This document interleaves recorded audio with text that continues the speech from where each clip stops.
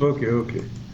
Wipro definitely positive છે. જે રીતના રિઝલ્ટ આવ્યા છે અને કંપનીની જે કમેન્ટ્રી છે, એ લોકોનું એવું કહેવું હતું કે થર્ડ ક્વાર્ટરમાં એ લોકોના જે પરિણામ જે ઓર્ડર્સ આવ્યા, એ ઓર્ડર્સ ખાસા મોટા હતા અને સાથે સાથે એ લોકોનું એક્ઝિક્યુશન પણ એ લોકોએ બહુ જ ઝડપથી કર્યું અને એને કારણે જ એ લોકોનો આ પ્રોફિટ જે છે એ 2024-25ના થર્ડ ક્વાર્ટરમાં આટલો વધ્યો છે.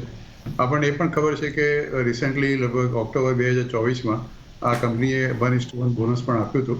એટલે એ પણ એક એડેડ એડવાન્ટેજ આ કંપનીને છે. પ્લસ ડિવિડન્ડ પણ એ લોકોએ ઇન્ટ્રીમ ડિવિડન્ડ પણ ડિક્લેર કર્યું છે. નોર્મલી તમે કહ્યું કે એ લોકો આ જાતના ડિવિડન્ડ જનરલી ડિક્લેર નથી કરતા. તમે જુઓ તો ખાલી ગયા વર્ષે જાન્યુઆરી 2024માં ₹1 ડિવિડન્ડ ડિક્લેર કર્યું હતું. એને બદલે આ વખતે એ લોકોએ ₹6 ઇન્ટ્રીમ ડિવિડન્ડ ડિક્લેર કર્યું છે. એટલે company is definitely doing much better, એમાં કોઈ સવાલ નથી. એટલે જે કોમેન્ટ્રી મેનેજમેન્ટની આવી છે, મારી દ્રષ્ટિએ સૌથી વધારે તો અગત્યનું એ છે કે કંપની આ મેનેજમેન્ટની કમેન્ટ્રી સારી છે.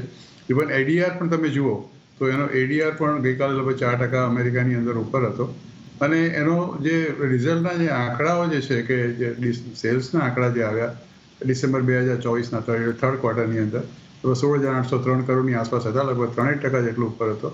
પણ પ્રોફિટનો જે આંકડો હતો એ 2,812 કરોડ હતો, જે લગભગ 40% જેટલો ઉપર હતો કમ્પેર ટુ ડિસેમ્બર 23.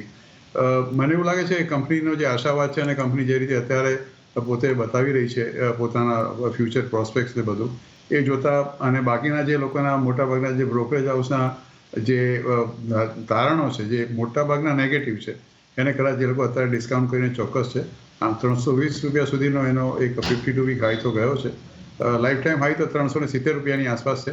મને એવું લાગે છે કે જો કમેન્ટ્રી અને ચોથા ક્વાર્ટરમાં રિઝલ્ટ સારા આવશે તો ચોક્કસ આ 320ને તો કદાચ ક્રોસ કરી જ જશે, પણ ઇવન 340-50 સુધી પણ જવાની ક્ષમતા ધરાવે છે.